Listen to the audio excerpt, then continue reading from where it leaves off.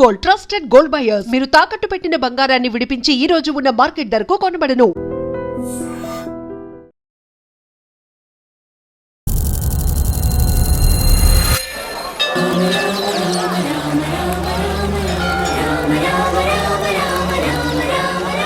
ఎప్పుడు కూడా స్టూడియోలో కూర్చొని శ్రీరామనవమి విశిష్టతని రమగారు నేను చాలాసార్లు మాట్లాడటం జరిగింది. మొట్టమొదటిసారిగా ఐ డ్రీమ్ మీడియా ద్వారా భద్రాచలం ఆలయంలో ఉన్న విశేషాలని, అలానే ఆలయం యొక్క ప్రత్యేకతని, అలానే శ్రీరామనవమి సందర్భంగా జరుగుతున్న ఏర్పాట్లని ప్రతి ఒక్కటి కూడా మీకు అందించే ప్రయత్నం చేస్తాను.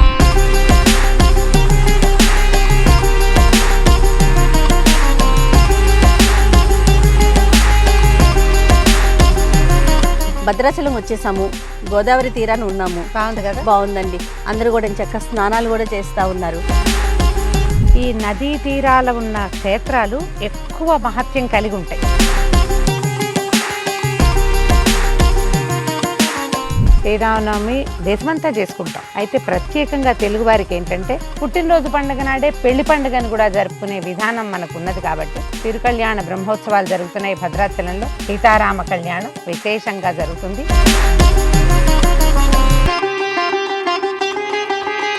కరెక్ట్ గా ఆలయం ముందున్నామండి మేము. ఇదిగోండి ఏర్పాట్లు చూడండి ఎంత బాగా జరుగుతుంది రమ్మగారు.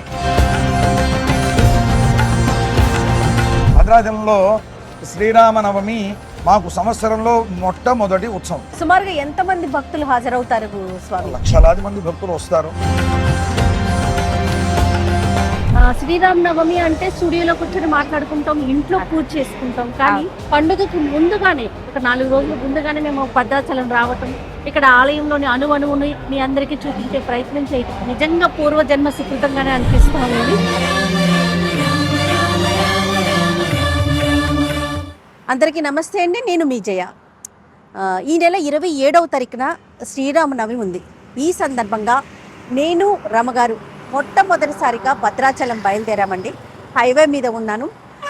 హైదరాబాద్ నుంచి సుమారుగా 310 కిలోమీటర్లు ఉంటుంది. ఇక రాముల వారి కళ్యాణం చూడటానికి 2 కళ్ళు చాలవని చెప్పుకోవాలి. అంగరంగ వైభవంగా పందిళ్ళు వేసి 1 నెల రోజులు ముందు నుంచే కూడా అన్ని కార్యక్రమాలు మొదలవుతాయి. ఇది చూడటానికి దేశ విదేశాల నుంచి కూడా చాలామంది భక్తులు తరలి వస్తుంటారు. అలానే ప్రభుత్వ లాంఛనాలతో స్వామివారికి పట్టు వస్త్రాలను సమర్పించడం కూడా మనం విశేషంగా చూస్తాం. ఎప్పుడు కూడా స్టూడియోలో కూర్చొని శ్రీరామనవమి విశిష్టతని రమగారు నేను చాలాసార్లు మాట్లాడటం జరిగింది. మొట్టమొదటిసారిగా ఐ డ్రీమ్ మీడియా ద్వారా భద్రాచలం ఆలయంలో ఉన్న విశేషాలని, అలానే ఆలయం యొక్క ప్రత్యేకతని, అలానే శ్రీరామనవమి సందర్భంగా జరుగుతున్న ఏర్పాట్లని ప్రతి ఒక్కటి కూడా మీకు అందించే ప్రయత్నం చేస్తాను. అయితే ఈ క్షేత్రాన్ని దక్షిణ అయోధ్య అని కూడా అంటారు. ఇది గోదావరి నది ఒడ్డున కొలువై ఉన్నటువంటి పుణ్యక్షేత్రం అన్నమాట. రండి, రమగారు కారులో ఉన్నారు. హలో రమగారు. హాయ్ జయ. నేను చెప్పాను మనం ఎక్కడికి వెళ్తున్నామని చెప్పేసి మన ప్రేక్షకులందరికీ కూడాను. సో భద్రాచలం శ్రీరామనవమి సందర్భంగా నవమికి 4 రోజుల ముందు మనం భద్రాచలం వెళ్ళగలగటమే అదృష్టం. అవునండి. మనకు కలిగిన అదృష్టాన్ని మన ప్రేక్షకులు కూడా పంచగలగటం ఇంకా అదృష్టం. కాబట్టి మా అదృష్టాన్ని మీరందరూ పంచుకోండి. రైట్. ఓకే రమగారు, స్టార్ట్ చేసేద్దామా? మోదమా? బాగు.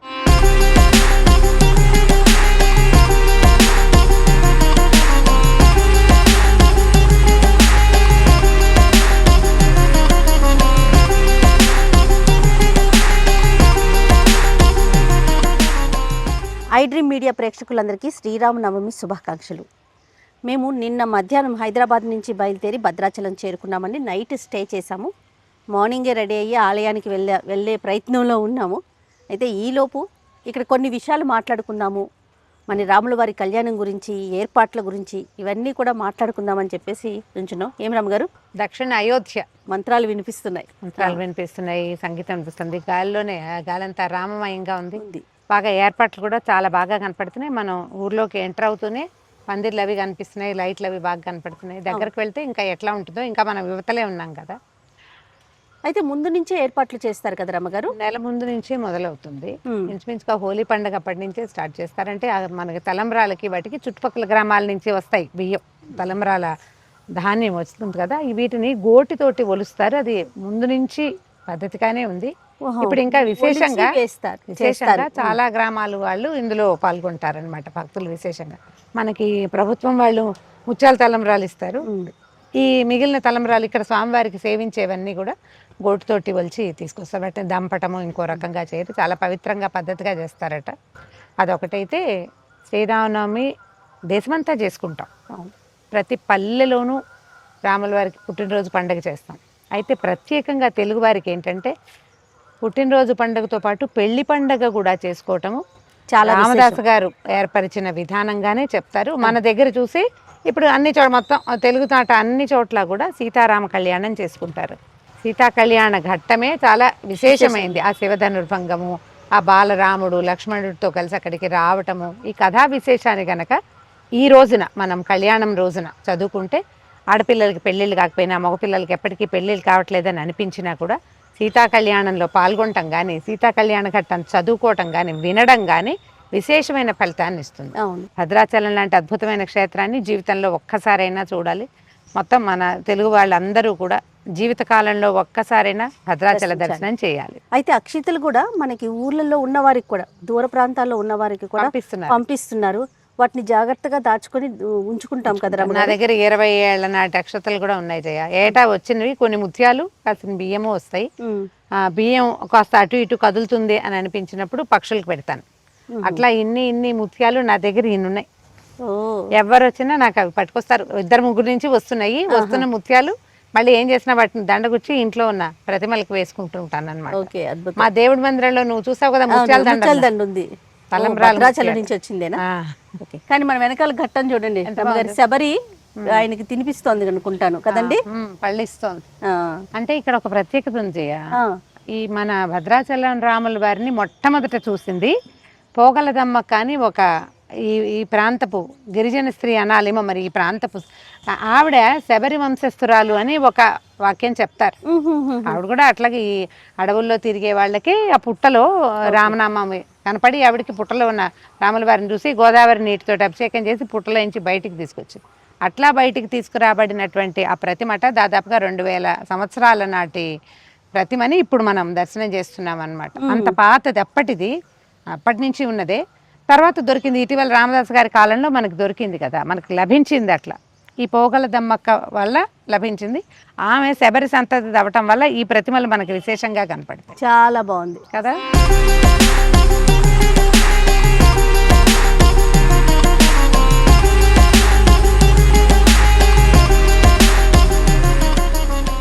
భద్రాచలం వచ్చేసాము, గోదావరి తీరాన్ని ఉన్నాము. బాగుంది కదా, బాగుందండి. అందరూ కూడా చక్కగా స్నానాలు కూడా చేస్తా ఉన్నారు. రాములు వారి కళ్యాణం కోసం వచ్చిన వారు అంటే తిలోదకాలు కూడా ఇస్తున్నట్టు అనిపిస్తా ఉంది రమ్మగారు. గోదావరి నది తీరంలో ఏదైనా చేయొచ్చు కదా, నది పుణ్య స్నానాలు చేస్తారు. తిలోదకాల కోసం వచ్చిన వాళ్ళు ఈ సమయం అవసరమైంది అనుకో, అలా వచ్చిన వాళ్ళు ఎలాగో వచ్చాం కదా ఈ పని చేద్దాం అనుకునే వాళ్ళు, అంటే ఏ కారణంతో వచ్చిన పని చేసుకునేవాళ్ళు. కాకపోతే ఒకటి ఉంది, ఇప్పుడు రాముల వారి కళ్యాణం కోసం వచ్చేవాళ్ళు కళ్యాణం దగ్గరలో ఉంది కదా, కళ్యాణం నాటికి రాలేకపోతే ఒకవేళ టికెట్లు దొరకపోయినా అప్పుడు జనసమర్థం ఎక్కువగా ఉంటుంది, ఉండలేము, రూములు దొరకలేదు లేదా దొరకవు, ఆ భయాలు ఉన్నవాళ్ళు ఈ వారం 10 రోజుల ఉగాది పండుగ నుంచి మొదలు పెట్టుకుని యాత్రికులు వస్తూనే ఉంటారు. కళ్యాణానికి సిద్ధమవుతున్న రాముల వారిని చూడడానికైనా వచ్చిన వాళ్ళు చాలా మంది చక్కగా నది స్నానం చేశారు. కాకపోతే ఎక్కువ లేవు గోదావరిలో, నీరు తక్కువ ఉంది. అయితే ఏ ప్రముఖ పుణ్యక్షేత్రం చూసినా కూడా నది ఒడ్డునే ఉంటాయి కదా రమ్మగారు. ఈ నదీ తీరాల ఉన్న క్షేత్రాలు ఎక్కువ మహత్యం కలిగి ఉంటాయి. భగవంతుడు స్వయంభూవులుగా వెలిసినవి చాలా క్షేత్రాలు. మన నరసింహస్వామి క్షేత్రాలు కొన్ని కొండల్లో ఉన్నాయి. ఇప్పుడు మన ధర్మపురి అవి గోదావరి నదీ తీరంలో ఉంది. కొండల్లో ఉన్నవి, నదీ తీరాలు ఉన్నవి, వీటికి ప్రత్యేకత ఎక్కువ ఉంటుంది. ఇప్పుడు నది అంటే ఏమిటి? జలం. అవును, నీరు జీవాన్ని తీసుకెళ్తుంది. ఇప్పుడు కింద జీవాన్ని తీసుకెళ్లే జీవ ప్రవాహం ఉండి పైన భగవంతుడి ప్రతిష్ట స్వయంగా వచ్చాడంటే అక్కడ మళ్ళీ దేవాలయం కూడా కట్టారు అనుకుందాం. కట్టేసరికల్లా ఏమవుతుంది, మంత్రంతో ఆ ప్రాంతం ఇంకా పవర్ఫుల్ అవుతుంది. అందుకని నదీ తీరాల్లో ఉన్న క్షేత్రాల మహత్యము ఇంత అంత అని చెప్పడానికి వీల్లేదు. అందుకని ఎప్పుడైనా నదీ తీరాల్లో ఉన్న క్షేత్రాలకు వస్తే స్వామివారిని దర్శించడంతో పాటుగా ఆ నదిలో కాస్త కాళ్ళు కడుక్కోవటం, కానీ చిన్నదైనా నీళ్ళు తీసుకుని నెత్తిమీద చల్లుకోవటం లాంటి క్రియ అయినా చేస్తే మనం ఎక్కువ పాజిటివ్ ఎనర్జీని సొంతం చేసుకోగలుగుతాం. మనకి తెలుగునాట అన్ని చోట్ల కూడా రాముల వారి కళ్యాణం చేస్తారు. దంపతులందరూ కూర్చుని సీతా కళ్యాణం చేసుకుంటే కన్యాదాన ఫలితం లభిస్తుంది. ఎవరి ఇళ్లలో ఆడపిల్లలు కానీ మగపిల్లలు కానీ పెళ్లిళ్ళు అవ్వటం లేదని అనిపిస్తే, చాలా ముఖ్యంగా ఆడపిల్లల వివాహాలు అవ్వట్లేదు అనిపిస్తే మనం రుక్మిణి కళ్యాణం పారాయణ చెప్పుకుంటాం కదా. ఈ సీతా కళ్యాణం అవకాశం ఉన్నప్పుడు మనం కూడా ఆ కళ్యాణంలో పాల్గొంటాం కానీ, కళ్యాణానికి కొంత సంభారాలు ఇవ్వడం కానీ, కళ్యాణానికి ధన సహాయం చేయటం కానీ, మనమే స్వయంగా కళ్యాణంలో కూర్చోవటం కానీ చేస్తే ఈ ఫలితం లభిస్తుంది అని చెప్తారు. సాధారణంగా ఇదే చేస్తాం. కాకపోతే చైత్రమాసం కదా, ఇప్పుడు ఏంటంటే ఈ మాసంలో మంచినీళ్లు, పానకము అవన్నీ ఎవరికైనా ఇస్తే మనకి విశేషమైన ఫలితం లభిస్తుంది అని చెప్తారు.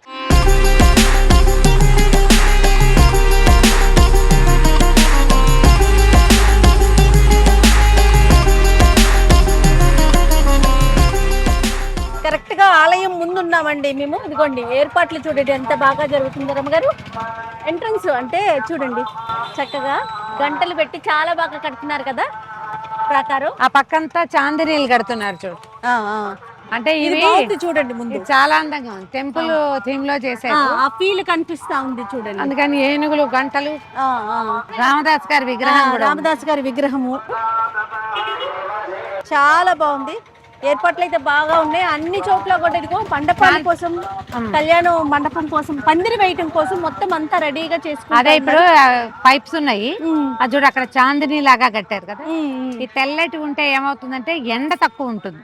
ఓకే, అందుకని చాందినీలు తెల్లటివి కడతారు. అంచలు వెంబడేమో రెడ్ గ్రే బ్లూ వేశారు. ఇది వరకు చలువు పందిళ్ళు అనేవాళ్ళు రమ్మగారు. అవునంటే అప్పుడు తాటాకు పందిళ్ళు వేసేవాళ్ళు. తాటాకు పందిరే చలువ పందిరి అంటే. ఒక్కసారి లోపలికి వెళ్ళి లోపల ఎలాంటి ఏర్పాట్లు జరుగుతున్నాయి, అలానే శ్రీరామనవమి యొక్క విశిష్టత అవన్నీ కూడా ఆలయం లోపలే చెప్పుకుందాం రమ్మగారు.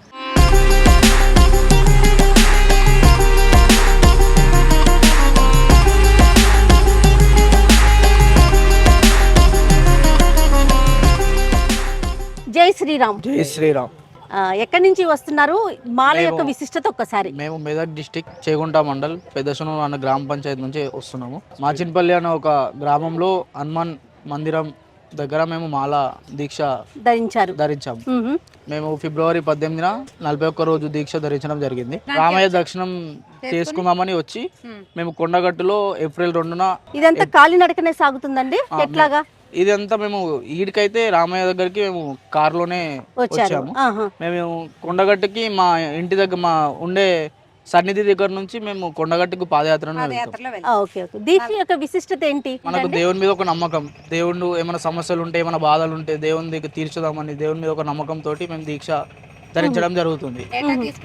ప్రతి ఏటా తీసుకుంటాం. రైట్ అండి, చాలా సంతోషం. జై శ్రీరామ్. జై శ్రీరామ్.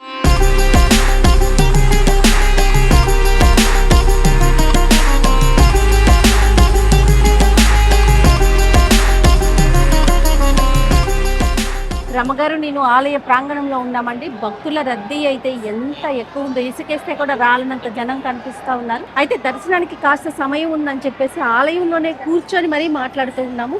ఇలాంటి సమయంలో భద్రాచలం దేవాలయంలోకి రావడము, లోపలికి వెళ్ళడము, దర్శనం లభించడము అన్ని విశేషాలే.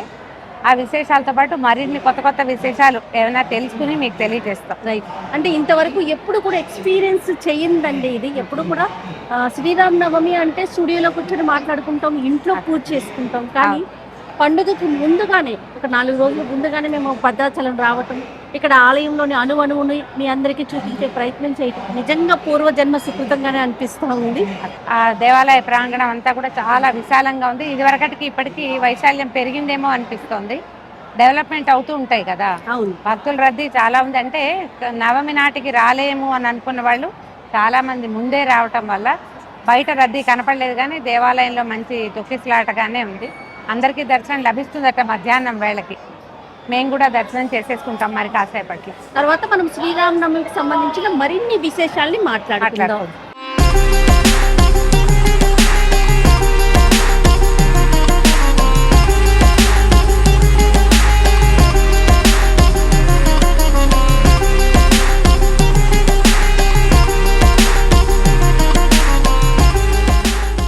ఎంత జన్మ ధన్యం అంటే మాటల్లో చెప్పలేమండి. నాది కొని రమగారి గారి అనుభూతి.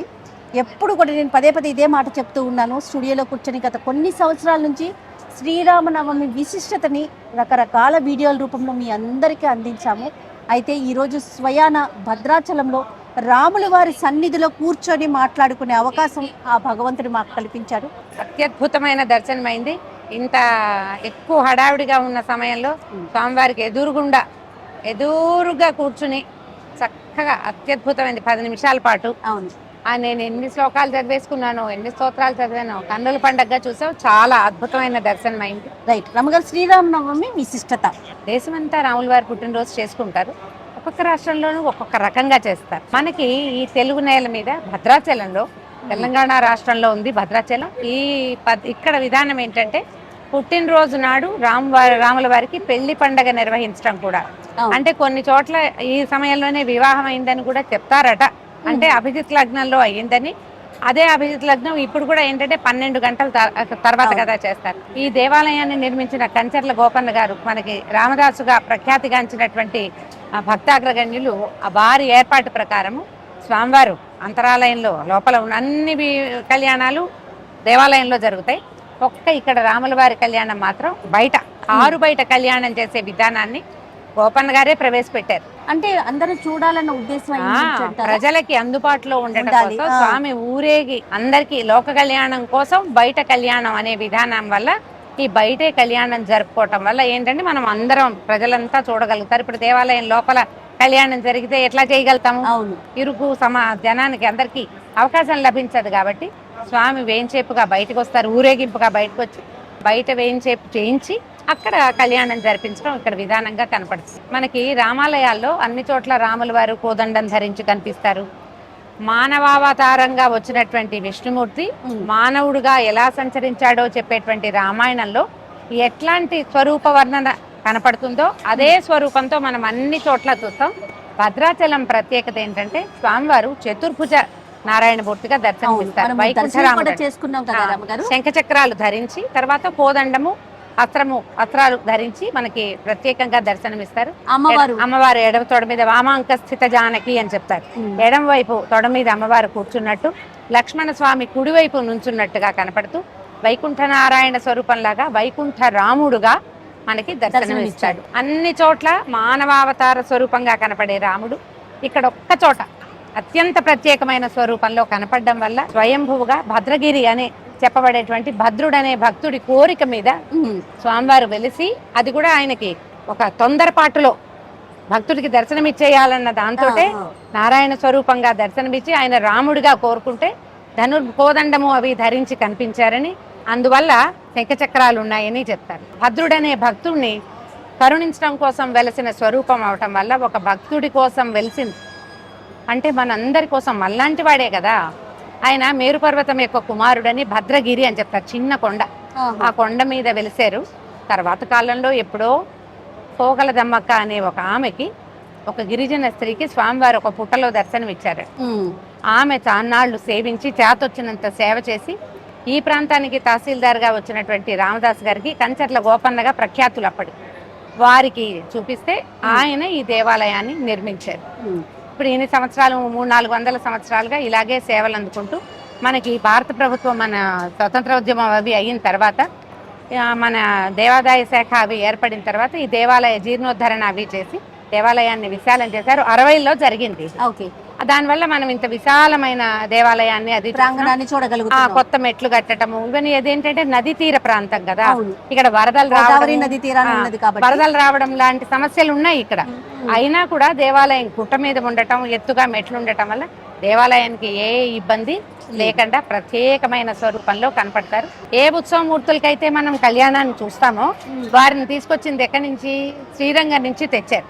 అయితే శ్రీరంగం నుంచి స్వామివారిని సేవింపు చేసుకునే వాళ్ళు, ఇక్కడ సేవించుకునే వాళ్ళు. అప్పుడు ఔరంగజేబు తాలూకు దండయాత్రలు అప్పుడు భయపడి స్వామివారిని దాచిపెట్టారట.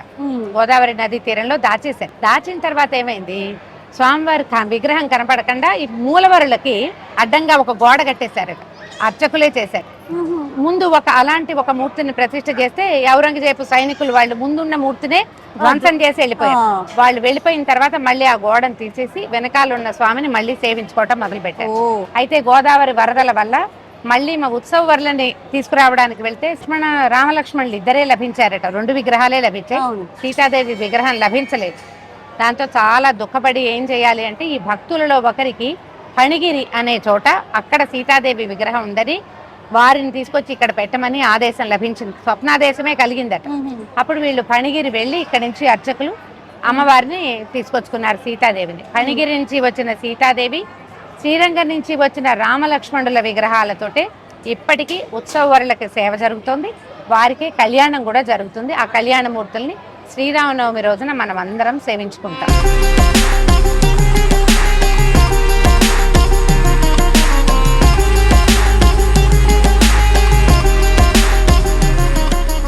నమస్తే స్వామి. నమస్కారం. నమస్కారం.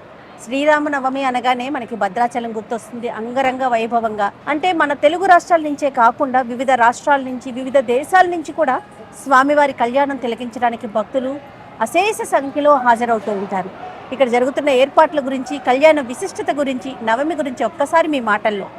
భద్రాచలంలో కళ్యాణం అన్ని చోట్ల రాముడి కళ్యాణం జరుగుతుంది, కానీ భద్రాచలంలో రాముడి కళ్యాణానికి ఇంతటి విశిష్టత ఏర్పడ్డది అంటే దానికి ప్రధాన కారకులు భక్త రామదాసు గారు. అవునండి. సాధారణంగా శ్రీరామనవమి అంటే రాముడి పుట్టినరోజు.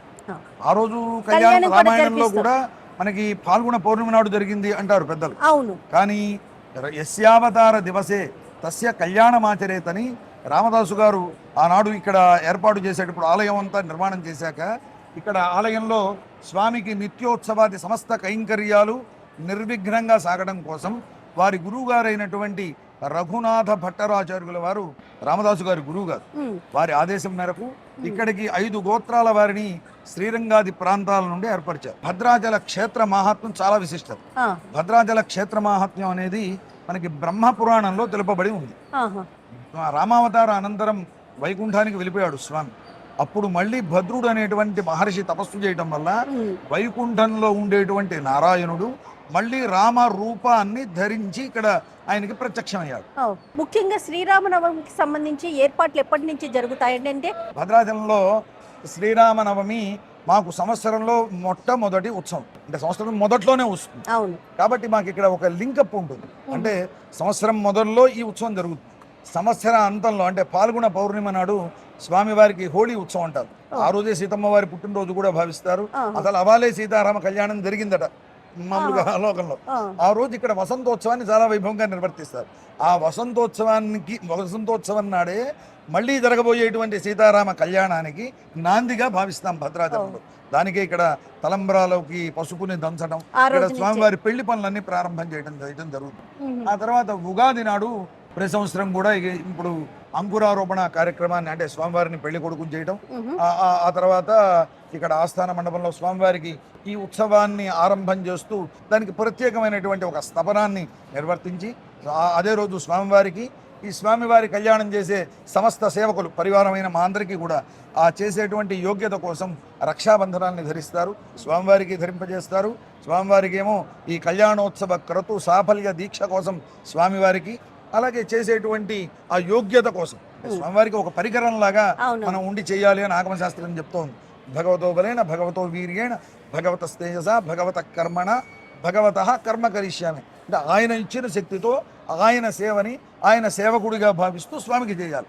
కాబట్టి వీరంతా కూడా ఆ విధంగా ఒక దీక్షగా జరుగుతుంది. ఇది ఉగాది నుండి ఈ అంకురారోపణ దీక్ష ప్రారంభమైంది. ఇక్కడ స్థానిక గోవిందరాజస్వామి వారి కోవిలకి వెళ్ళి ఇక్కడ ఈ నవాన్నికంగా ఈ బ్రహ్మోత్సవాలు జరుగుతాయి భద్రాచలంలో. చాలా ఉత్తమమైనటువంటి పద్ధతి. అంటే ఉత్సవాన్ని 12 రకాలుగా చేయొచ్చు అని మనకి ఆగమ శాస్త్రాలు చెప్తాం. అంటే ఏకాహం నుంచి ఒకటే రోజు చేసే ఉత్సవాలు, అంటే చిన్న ఆలయాలు ఇలా ఉంటే వాళ్ళు ఒకటే రోజైనా చేసుకోవచ్చు. ఈ ఆలయంలో భద్రాచల ఆలయంలో నవాన్నిక దీక్షతో స్వామివారికి జరిగేటువంటి విధానాన్ని పెద్దలు ఏర్పరిచారు. ఆ విధంగా ఇక్కడ నవాన్నిక దీక్షతో జరుగుతుంది. ఈ దీక్ష అంతా కూడా సమృద్ధిగా జరగాలి అంటే మనకి ఆగమ శాస్త్రాలు చెప్పేది ఏంటంటే ముందుగా అంకురారోపణ చేయండి అని. మట్టిని చేసి దానికోసం పాలికలని ఘటికలని శరావాలని ఏర్పరిచి మంత్రపూతంగా నవధాన్యాలను అందులో వేస్తారు. అవి అంకురిస్తాయి. వాటితోటి మళ్ళీ ప్రత్యేకమైన పూజ చివర స్వామికి సమర్పణ చేయడం జరుగుతుంది. ఈ కర్మ అంతా సమృద్ధిగా జరగాలని చేస్తారు. అది ఉగాది నాడు ప్రారంభించుకోవటం. ఆ తర్వాత ఈ స్వామివారి తిరుకల్యాణ మహోత్సవం వైభవంగా సాగాలి. ఈ సాగడం కోసం నవాన్నిక దీక్షతో సాగుతుంది. ఈ సాగేటి దాంట్లో కూడా ఒక ప్రత్యేకత. ఈ తిరుకల్యాణ మహోత్సవం అంతా కూడా స్వామివారి సేనాధిపతి అయినటువంటి విశ్వక్సేనుల వారి ఆధ్వర్యంలో జరుగుతుంది. ఇప్పుడు ప్రారంభం చేసే ముందు కూడా ఇక్కడ దీక్షితులైనటువంటి ఈ అర్చక స్వాములు అంతా కూడా ముందుగా వీరంతా ఒక చోట ఏకీకృతమై వీరంతా వేద వాద్య ఘోష పురస్సరంగా ముందుగా విశ్వక్సేనుల వారి సన్నిధి ఉంది, ఆలయం. ఆ సన్నిధికి వెళ్తారు. వెళ్ళి అక్కడ విశ్వక్సేనుల వారిని ప్రార్థన చేస్తారు. స్వామి, నీవు మా ముందుండి ఇవన్నీ మాకు జరిపించేదానికి మాకు నేతృత్వం వహించు. అంటే ఆయన నాయకుడు అనమాట. ఆయన నాయకత్వంలో ఇదంతా జరుగుతుంది. అందువల్ల విశ్వక్సేనుల వారి సన్నిధికి వెళ్తారు. వెళ్ళి వారిని ప్రార్థన చేసుకొని వారిని ఒక వాహనంలో వేయించేసి వారిని మళ్ళీ గర్భాలయంలోకి తీసుకెళ్తారు. తీసుకుని వెళ్ళాక అక్కడ ఈ దీంట్లో ఉండేటువంటి ఋత్విక్కులు అందరూ, యతీశ్వరులు అందరినీ కూడా ప్రార్థన చేస్తూ స్వామివారి రామచంద్ర స్వామి వారి సమక్షంలో అక్కడ ఒక ప్రత్యేకమైన ఒక ప్రార్థన ఉంటుంది. అంటే ఈ బ్రహ్మోత్సవాన్ని మా చేత నిర్వహింపజేసుకో స్వామి, అంటే నేను చేస్తాను, చేయించుకో అని చెప్పి శ్రీమన్నారాయణ భగవన్ హనుమత్ సీతా లక్ష్మణ భరత శత్రుఘ్న సమేత శ్రీరామచంద్ర అంటూ అర్ణవసేన పుండరీకాక్ష ఇలా ఒక ప్రత్యేకమైన ఒక చూర్ణికని మా పెద్దలు ఏర్పరిచారు. రామదాసు గారి కాలం నుండి ఆరాధనలో ఉన్నటువంటి చూర్ణిక అనమాట. ఏ ఉత్సవం జరిగినా స్వామివారి దగ్గర ఈ చూర్ణిక చెప్పి అప్పుడు ముందుగా విశ్వక్సేనుల వారికి స్వామివారి శేషమాలికని వారికి వేసి స్వామివారి శఠారిని వారికి సమర్పించి అప్పుడు మాకు సంబంధించిన యతులని కీర్తించి వారిని సమక్షంలో ప్రత్యేకంగా ఇక్కడ యాగ మండపానికి, కళ్యాణ మండపానికి ఇక్కడ వేయించేసి ఈ దీక్షను అంతా ఇవ్వడం జరుగుతుంది. దాంతో కళ్యాణ పనులన్నీ ప్రారంభమవుతాయి. అంటే ఈ పెళ్లి కొడుకును చేయడం ఈ కళ్యాణ దీక్ష ప్రారంభం.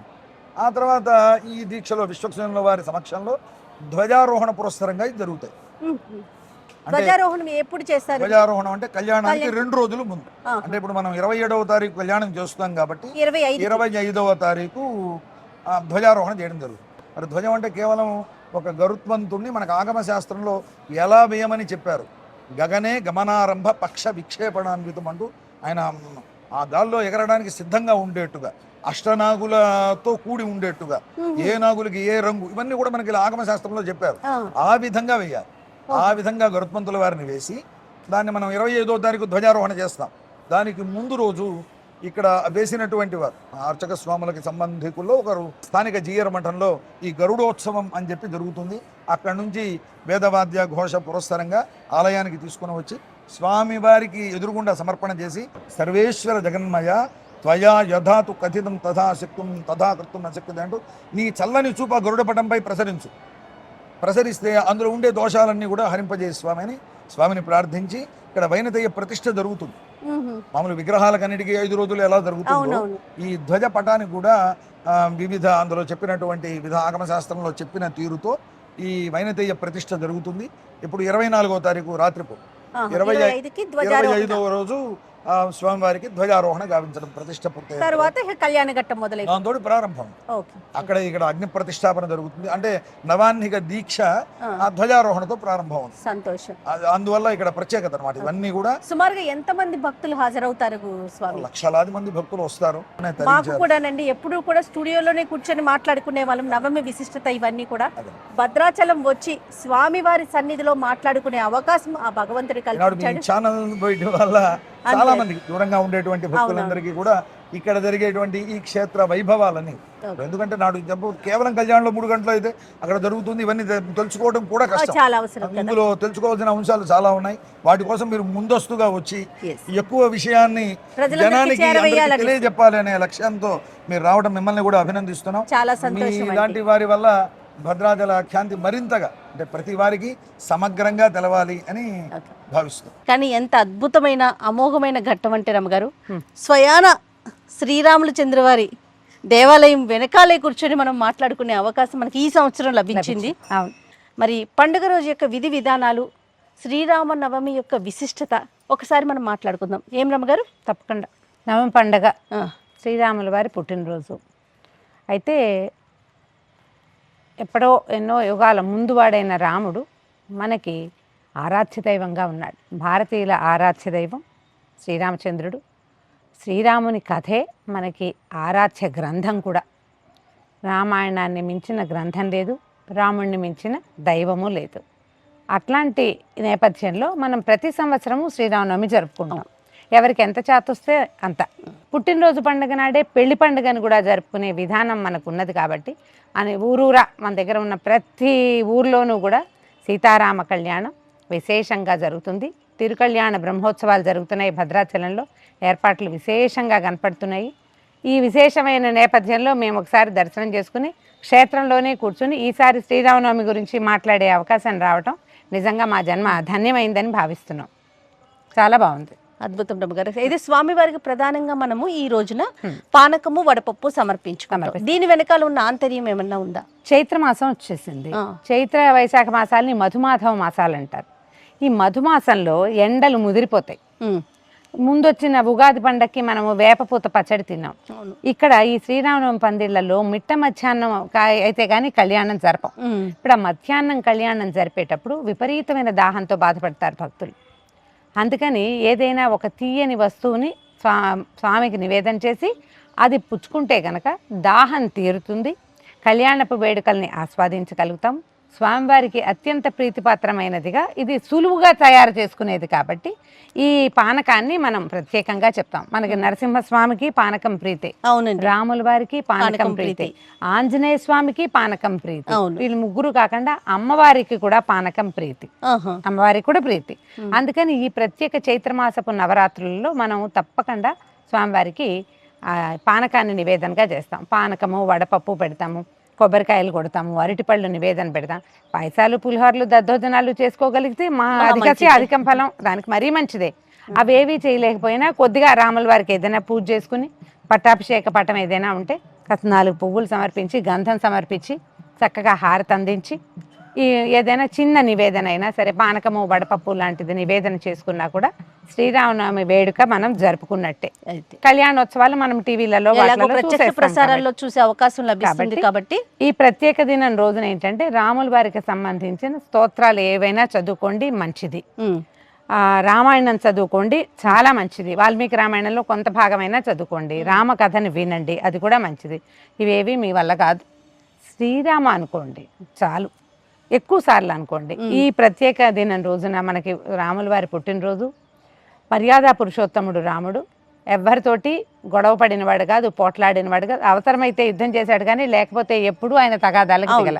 పైగా రాముడు స్మితపూర్వ భాషిగా చెప్తాడు, ముందు నవ్వి ముందు మాట్లాడేవాడు, ఆయనే పలకరించేవాడు. కాబట్టి మనుషులతోటి స్నేహపూర్వకంగా మెలుగుదాం. ఈ పండగ రోజున మనం ఉగాది పండగ రోజున ఓత్ తీసుకుని ఉంటాం, ఈ సంవత్సరం ఇది చేయాలి అది చేయాలి. శ్రీరామనవమి రోజున రాముడి లక్షణాల్లో ఒక్కటి కనీసం చిన్నది తేలికపాటిది ఎవరినైనా నవ్వుతూ పలకరించడం, నవ్వుతూ మాట్లాడడం, ఏదైనా అడిగితే చేయగలిగితే చేస్తానని చెప్దాం, చేయలేకపోతే చేయలేనని నవ్వుతూనే చెప్పచ్చు. కానీ నవ్వుతూ ప్రతి వాళ్ళతోటి సహమానవులతోనే తోటి మానవులతోటి ప్రేమపూర్వకంగా మెలగటమే రాముని తత్వం.